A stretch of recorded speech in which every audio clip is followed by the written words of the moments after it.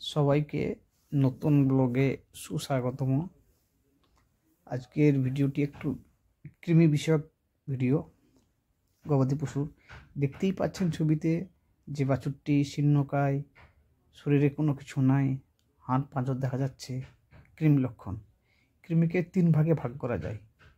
প্রধানত হচ্ছে একটা রাউন্ড ওয়ার্ম বা গোল কৃমি, টেপ ওয়ার্ম বা ফিতা কৃমি, ফ্লুক বা চ্যাপ্টা কৃমি।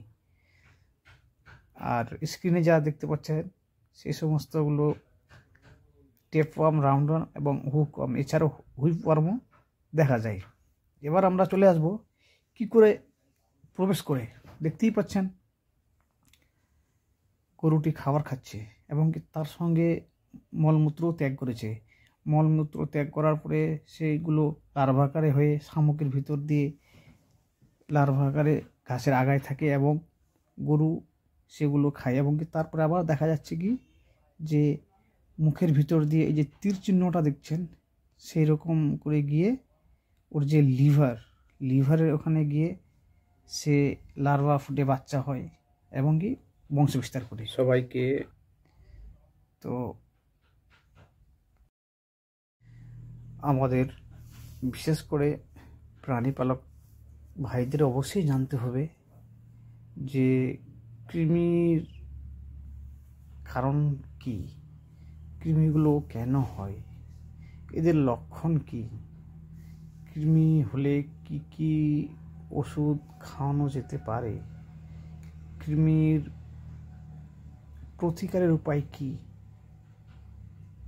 কৃমির বিভিন্ন প্রকারের যে বাজারে ওষুধ আছে সেগুলোর নাম কি, কখন খাওয়াতে হয়, কোন সময় খাওয়াতে হয়, এইসব ব্যাপারে কিন্তু কৃমির A to Z যে বিষয়বস্তু আছে সেটা জেনে গেলে খুবই উপকৃত হবেন। তাই চলুন আজকে ডিটেলসে আলোচনা করি। সবাইকে অনুরোধ, আমার চ্যানেলটিকে সবাই সাবস্ক্রাইব করবেন এবং লাইক কমেন্ট শেয়ার করবেন। কথাটির আগে মানে বুঝতে হবে।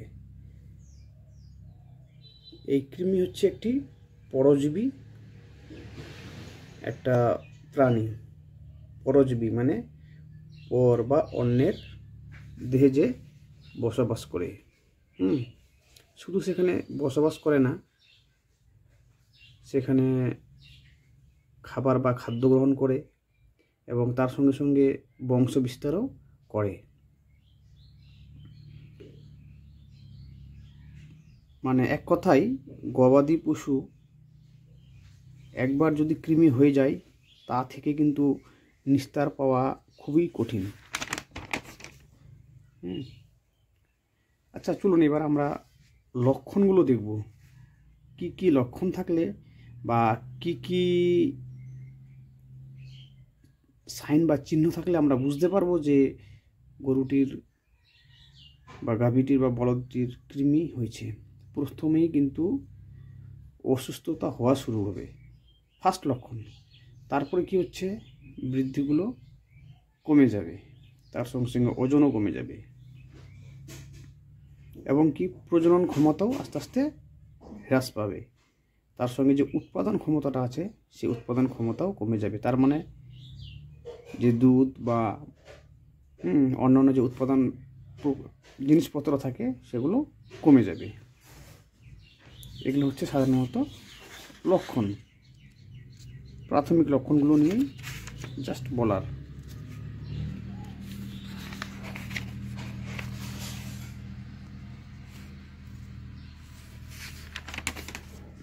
এবার চলে আসা যাক এই যে কৃমি আছে, কৃমি থেকে আমরা কি করে প্রতিকার পাবো।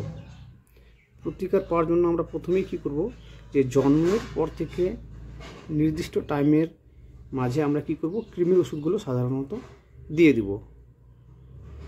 এবং কি আমাদেরকে লক্ষ্য রাখতে হবে যে এখানে আক্রান্ত প্রাণী কি সেগুলিকে যদি আমরা চিহ্নিত করতে পারি তাহলে অনেকটাই প্রতিকারের দিকে আমরা এগিয়ে যাব।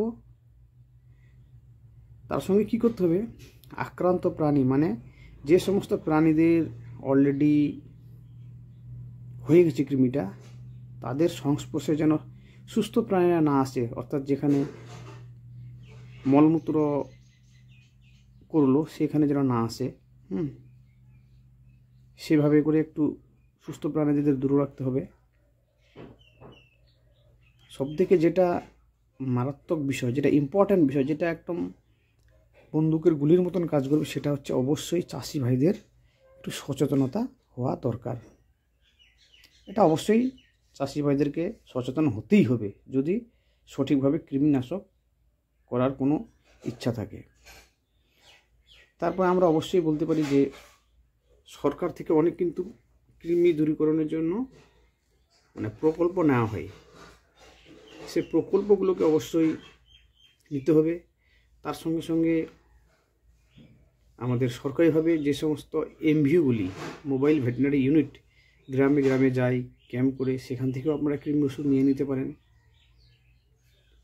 এবং যেটা অবশ্য না করলেই নয়, সেটি হচ্ছে যে অনেক রেজিস্টার্ড ভেটেরিনারিয়ান আছেন, ডাক্তারবাবুরা আছেন, আমাদের এবিএসসি, বিএসসি, এসএসসি, অনেক রকমের প্রাণী স্বাস্থ্যকেন্দ্রগুলো আছে। এবং কি পঞ্চায়েতে করে যে সমস্ত পঞ্চায়েতগুলি আছে, সেই পঞ্চায়েতগুলিতে গ্রামাঞ্চলে একজন করে প্রাণী বিকাশ সহায়ক আছেন, সেখানেও আপনারা যেতে পারেন, সেখানে পরামর্শ পেতে পারেন। এই সমস্তগুলো হচ্ছে প্রতিকারের উপায়। এবার আমরা চলে আসব